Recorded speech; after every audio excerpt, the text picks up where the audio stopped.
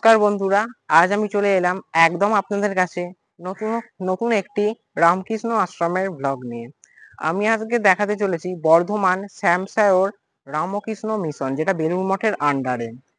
আজকে আমি আশ্রমটা আপনাদের পুরোপুরি সম্পূর্ণভাবে ঘুরিয়ে দেখাবো আমার এই ব্লগের মাধ্যমে।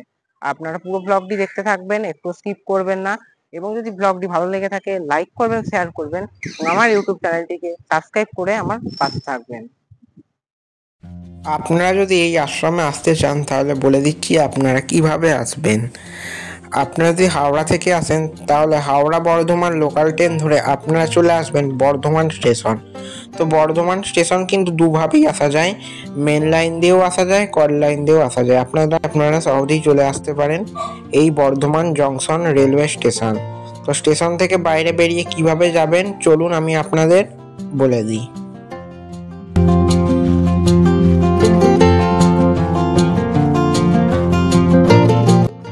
আপনারা বর্ধমান স্টেশন থেকে বাইরে বেরিয়ে অনেক টোটো পেয়ে যাবেন।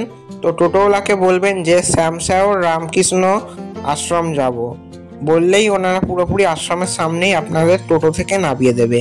এইভাবে আপনারা সহজেই চলে আসতে পারেন।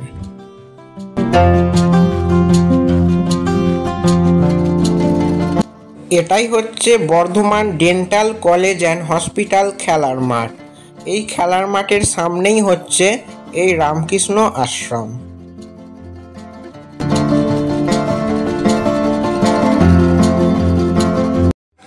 এটাই হচ্ছে বর্ধমান শ্যামসায়র রামকৃষ্ণ আশ্রম। এটা হচ্ছে আশ্রমের তোরণ, এর মধ্যে দিয়েই আশ্রমের মধ্যে প্রবেশ করতে হবে।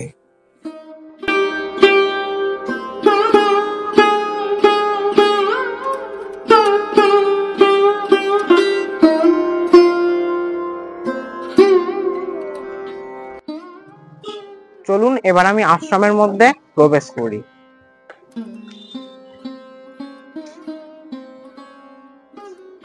আশ্রমের মধ্যে প্রবেশ করেই আমি অবাক হয়ে গেলাম, কি সুন্দর আশ্রমের প্রাকৃতিক পরিবেশ, সবুজে মোড়া, খুব ভালো লাগছে দেখুন।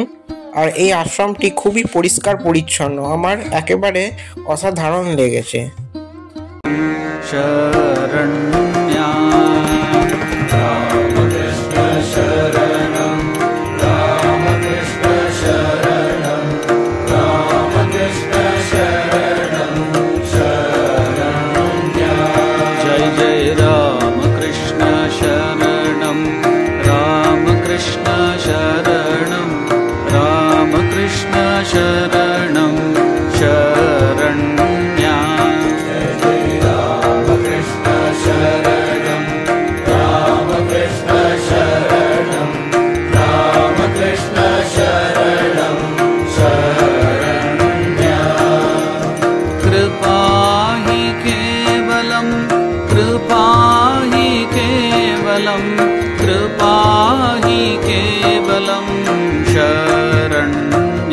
এই আশ্রমের মধ্যে এখানে খুব সুন্দর জুতো রাখার ব্যবস্থা করা আছে দেখুন, এবং তারই ঠিক পাশে এখানে হাত ধোয়ার জন্য সুন্দর সারিবদ্ধভাবে কলের ব্যবস্থা করা আছে। এই যে গাছটা আপনারা দেখতে পাচ্ছেন, এই গাছটির নাম হচ্ছে নাগলিঙ্গম। এই গাছ সাধারণত এখানে দেখা যায় না, এটি দক্ষিণ ভারতের দিকে দেখা যায় এই গাছ। আমি আপনাদের এই আশ্রমে এই গাছটি আছে বলে দেখিয়ে দিচ্ছি, আপনারা দেখুন।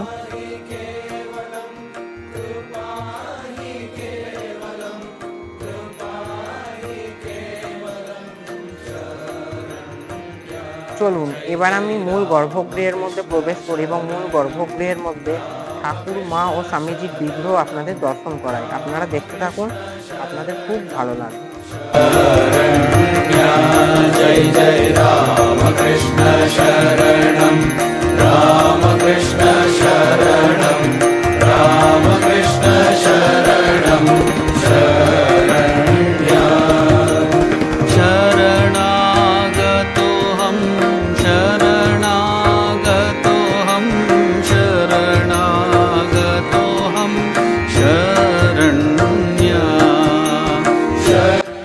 এই গর্ভগৃহের মধ্যে দেওয়ালে নানান মহারাজদের আপনারা ছবি দেখতে পারবেন। আমি আপনাদের এক এক করে দেখাচ্ছি। এবং এই গর্ভগৃহের মধ্যে এসির ব্যবস্থাও আছে।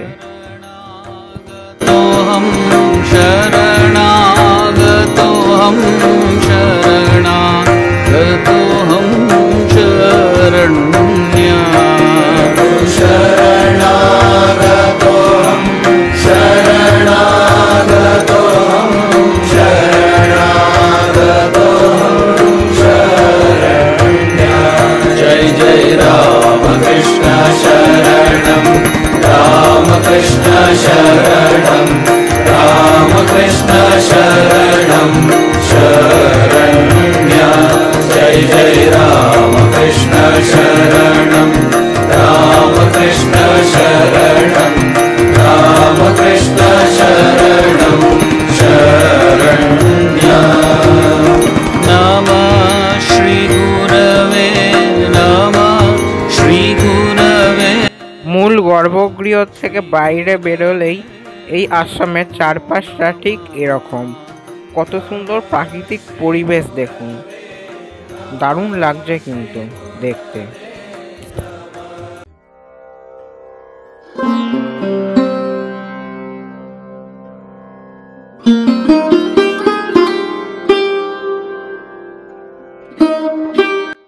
চলুন এবার আমি আপনাদের এই আশ্রমের চারপাশটি একটু ভালোভাবে ঘুরিয়ে দেখাই। অনেক সুন্দর ফুল গাছ আছে চারিদিকে, আমি সেইগুলো আপনাদের এখন দেখাচ্ছি। এখানে একটি ছোট্ট গাছে কত আম ধরেছে দেখুন, কি অপূর্ব দেখতে লাগছে বলুন আমগুলো।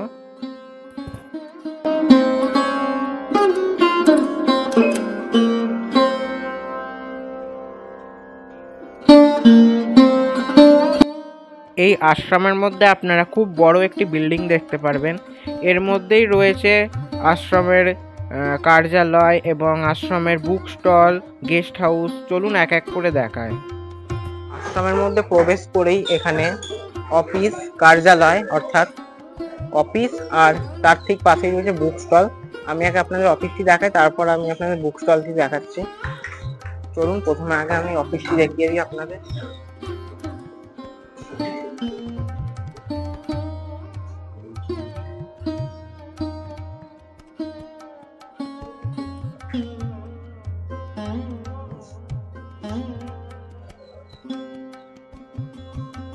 আর অফিসের ঠিক পাশে এখানে এই আশ্রমের বুক স্টল এবং ফটো আছে।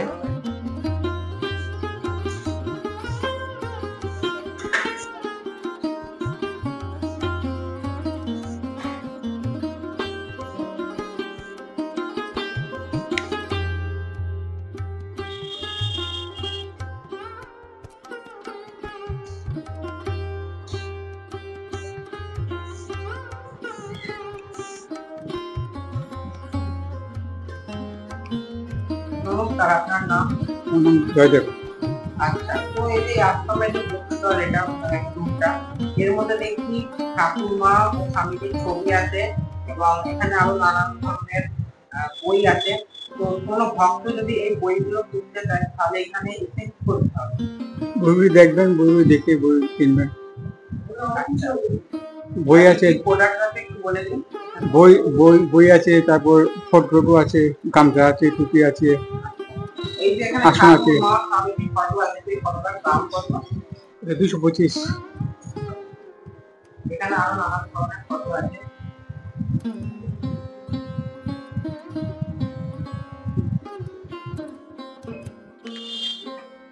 এবার আমি এই আশ্রমের দাতব্য চিকিৎসালয়টি একটু দেখিয়ে দিচ্ছি আপনাদের।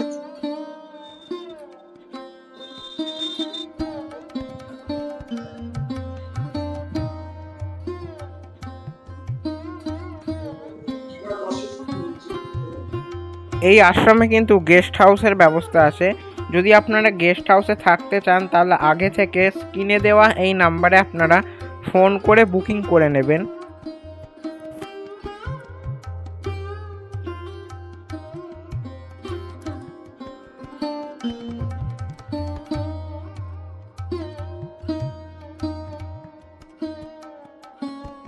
এই আশ্রমে যাতে ভক্তরা ভালোভাবে ভোগ প্রসাদ গ্রহণ করতে পারেন তার জন্য এখানে খুব সুন্দর টেবিলের ব্যবস্থা করা আছে। দেখুন, এখানে বসেই আপনারা ভোগ প্রসাদ গ্রহণ করতে পারবেন ভালোভাবে।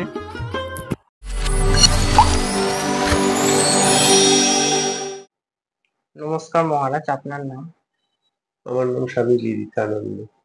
আচ্ছা, এই আশ্রমের ব্যাপারে 2-4 লাইন যদি কথা বলেন, যারা আমার ভক্তরা দেখছেন এই ভিডিওটি, ভক্তদের উদ্দেশ্যে যদি কিছু কথা বলেন এই আশ্রমের ব্যাপারে, তাহলে আমি খুবই উপকৃত থাকবো। আচ্ছা, এই আশ্রমটি একটি প্রাইভেট আশ্রম ছিল। এটি প্রায় 60 বছর বা তারও বেশি পুরনো। 2019 সালে, 18 সাল থেকেই কথাবার্তা চলছিল এবং 2019 সালে পার্মানেন্টলি এটি রেজিস্ট্রেশন করে রামকৃষ্ণ মিশন অধিগ্রহণ করে বেলুড় মঠ। সেই থেকে এই আশ্রমের নাম হয় রামকৃষ্ণ মিশন শ্যামসায় বর্ধমান।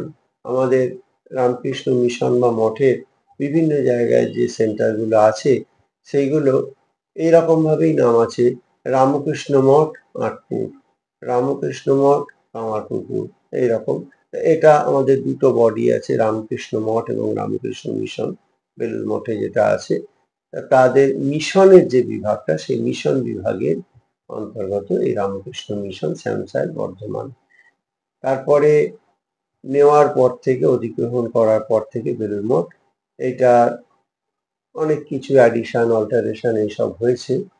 বর্তমানে এই কিছুদিন আগে, 1 বছর আগে আমাদের ডাইনিং হল নতুন তৈরি হয়েছিল, আশা করি আপনারা সেটা ছবি পেয়েছেন। তারপরে এই রিসেন্ট 6 তারিখে, 6ই এপ্রিল রামনবমীর দিন পরম পূজনীয় প্রেসিডেন্ট মহারাজ এখানে এসেছিলেন।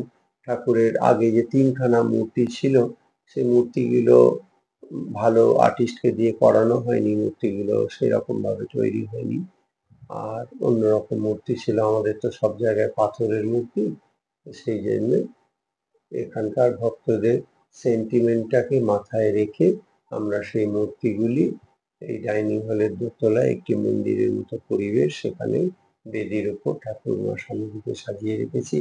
ভক্তরা ওপরে প্রণাম করতে যায়, নিয়মিত ধূপধুনো দেওয়া হয়। আর মন্দিরে বেলুড় মঠের আদলে, বেলুড় মঠেরই যারা তৈরি করেছিলেন মূর্তি, গোপেশ্বর পাল, তাদের সংস্থান, তাদের যে কোম্পানি বা যাই বলুন, ওদের নাম ছিল জি পাল অ্যান্ড সন্স। সেই জি পাল অ্যান্ড সন্সের কাছ থেকে আমরা ঠাকুরের এই নতুন মূর্তিটা করাই, যেটা পরম পূজনীয় প্রেসিডেন্ট মহারাজ 6ই এপ্রিল 2025 সালে উদ্বোধন করেন। আচ্ছা, বলছি মহারাজ, মঠ ও মিশনের মধ্যে পার্থক্যটা কি? মঠ ও মিশনের মধ্যে পার্থক্য যে স্বামীজি এটা করেছিলেন, স্বামী বিবেকানন্দ, তিনি দুটো বডি তৈরি করেছিলেন। মঠ মানে হচ্ছে সেটি পূজা কেন্দ্রিক, পূজা হবে, ঠাকুর সেবা হবে, ভক্ত সেবা হবে, তারপরে সাধু সেবা হবে ইত্যাদি। আর মিশন হচ্ছে মিশনারি ওয়ার্ক, যেটা যেটা সমাজ কল্যাণমূলক, যেখানে ডিসপেন্সারি থাকবে, সেখানে স্কুল থাকবে, তারপরে আরো অনেক ধরুন বস্ত্র বিতরণ হলো, ফ্লাড রিলিফ হলো। তবে বর্তমান যুগে আমাদের মঠ বা মিশন যাই বলুন না কেন, যখনই কোনো প্রাকৃতিক দুর্যোগ হয়, বন্যাত্রাণ বলুন বা ভূমিকম্প বলুন, সেখানে আমাদের মঠ মিশন দুটো বডির সন্ন্যাসীরাই ঝাঁপিয়ে পড়েন। হ্যাঁ। এই হচ্ছে মঠ আর মিশনের পার্থক্য। মঠ হচ্ছে পূজা কেন্দ্রিক, আর মিশন হচ্ছে সেবামূলক। আর আপনাদের এই আশ্রমে ভোগ প্রসাদ ও গেস্ট হাউসের কি ব্যবস্থা আছে? ব্যবস্থা আছে, তবে সেটা খুবই সামান্য। ওই 4-5টি ঘর রয়েছে, যারা এখানে এসে একটু সাধন ভোজন করতে চায়, ঠাকুরের কাছে বসতে চায়, শুধুমাত্র তাদের জন্য। এখানে জানেন বর্ধমানে অনেক হসপিটাল রয়েছে, সেই সব হসপিটালে লোকজন আসে, তারা এখানে আসতে চায়। আমরা তাদেরকে বোঝাই যে দেখুন, এটা আমাদের সম্পূর্ণ ধর্মীয় প্রতিষ্ঠান, এখানে আমরা সাধারণ মানুষকে রাখতে পারি না, কারণ তারা আসে একটু সাধন ভোজন করে, মিশনের একটা পরিবেশ আছে, তারা সেটা বজায় রাখে। আর প্রসাদ এখানে ডেলি হয় না, তাই তো? প্রসাদ, আমাদের তো ছোট আশ্রম, এখানে 1-2 জন লোকই আমাদের সেটা হিসাব করে করতে হয়। ধরুন আমাদের এখানে দৈনন্দিন 13 জন প্রসাদ পায় কি 14 জন প্রসাদ পায়, যারা আমরা ইনমেটস রয়েছি, সাধুরা এবং স্টাফেরা। এবার যদি সেখানে 13 জায়গায় হঠাৎ করে 3 জন লোক এসে যায়, বামুনরা আগে থেকে রান্না বান্না করে ফেলে, তাদেরকে আবার নতুন করে করানো যায় না। আমরা ভক্তদের জন্য প্রসাদের ব্যবস্থা রেখেছি, কিন্তু সেটা আমরা বলি আপনারা আগের দিন জানিয়ে দেবেন। আচ্ছা, যেদিন আসবেন তার আগের দিন জানালে প্রসাদের ব্যবস্থা হয়ে যাবে। 3 দিন আগেও জানতে পারেন, 7 দিন আগেও জানতে পারেন, কিন্তু অ্যাটলিস্ট আগের দিন জানিয়ে দিলে আমরা সেরকম ব্যবস্থা করে রাখি। আচ্ছা, তাহলে আপনাদের আশ্রমে যদি কেউ মানে ভোগ প্রসাদ যদি গ্রহণ করতে চায় তাহলে আগে থেকে করে। জানাতে হবে। ভোগ তো প্রসাদ কিভাবে গ্রহণ সেটা? করে আমাকে ফোন করে জানিয়ে দেয় যে মহারাজ এরকম আমরা কালকে কি পরশু 3 জন কি 5 জন এরকম প্রসাদ খেতে যাবো, আমরা তখন সেরকম ব্যবস্থা করে রাখি, তারা আসে প্রসাদ পায়। আপনার নাম্বারটা বলে দিন একটু, ফোন নাম্বার। আমার ফোন নাম্বার 9735822685। আচ্ছা, এই নাম্বারে আপনাকে ফোন করলেই হয়ে যাবে। যেমন ভক্তি আছে, স্বামীজির প্রতিও ভক্তি রয়েছে, স্বামীজিকে শিবাবতার বলা হয়, কিন্তু ঠাকুরের একদিন এক অদ্ভুত অনুভূতি, তিনি সমাধিস্থ হয়ে গিয়েছিলেন, তারপর সমাধি থেকে নেমে তিনি বললেন যে জীবে দয়া।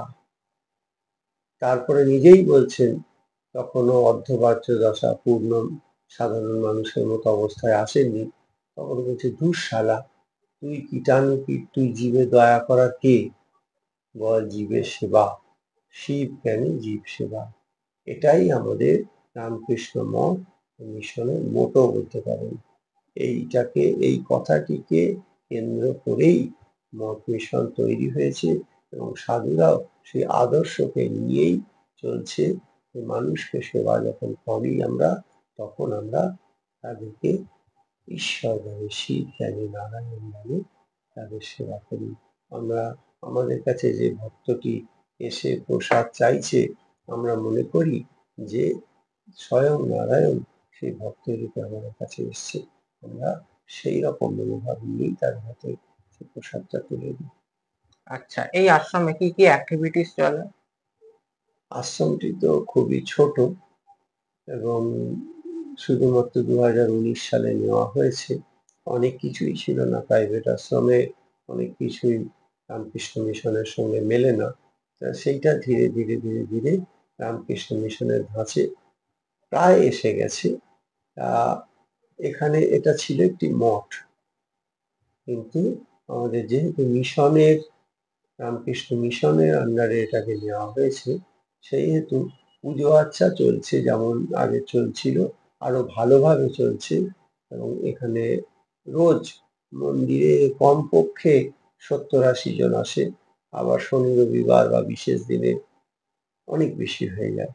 আচ্ছা, এখানে ভক্তরা এসে পুজো দেন। কিন্তু মিশনারি ওয়ার্ক বলতে আমরা এখানে রিলিফ ওয়ার্ক করি, আর একটা চ্যারিটেবল ডিসপেন্সারি আছে।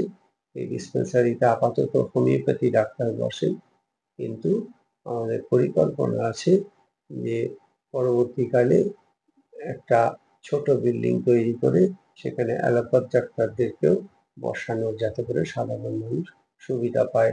যে মানুষটি হয়তো সেই ডাক্তারের কাছে গেলে তাকে 500 টাকা বা 1000 টাকা ভিজিট দিতে হয় একবারে, তিনি এইখানে এসে ফ্রি সার্ভিস দেবেন, কেবলমাত্র 20 টাকার একটা টিকিট কেটেই সেই ডাক্তারকেই সেই লোকটি দেখাতে পারবে। খুব ভালো একটা ব্যবস্থা আপনারা চালু করছেন এই আশ্রম থেকে, আমার শুনে খুবই ভালো লাগলো। অসংখ্য ধন্যবাদ আপনার অমূল্য সময় আমার দর্শক বিন্দুদের সাথে দেওয়ার জন্য। নমস্কার, ভালো থাকবেন। তো আজকে আমি আপনাদের এত সুন্দর একটি রামকৃষ্ণ আশ্রম দর্শন করালাম, সম্পূর্ণ পুরোপুরি আমার ব্লগের মাধ্যমে। কেমন লেগেছে ব্লগটি অবশ্যই কমেন্ট করে জানাবেন, এবং যদি আমার এই ব্লগটি ভালো লেগে থাকে লাইক করবেন, শেয়ার করবেন, এবং আমার ইউটিউব চ্যানেলটিকে সাবস্ক্রাইব করে আমার পাশে থাকবেন। দেখা হবে তাহলে পরের কোনো একটা ভিডিওতে, ততক্ষণের জন্য নিচ্ছি আপনাদের থেকে ছোট্ট বিরতি। সবাই ভালো থাকবেন, নমস্কার, জয় শ্রী রাম।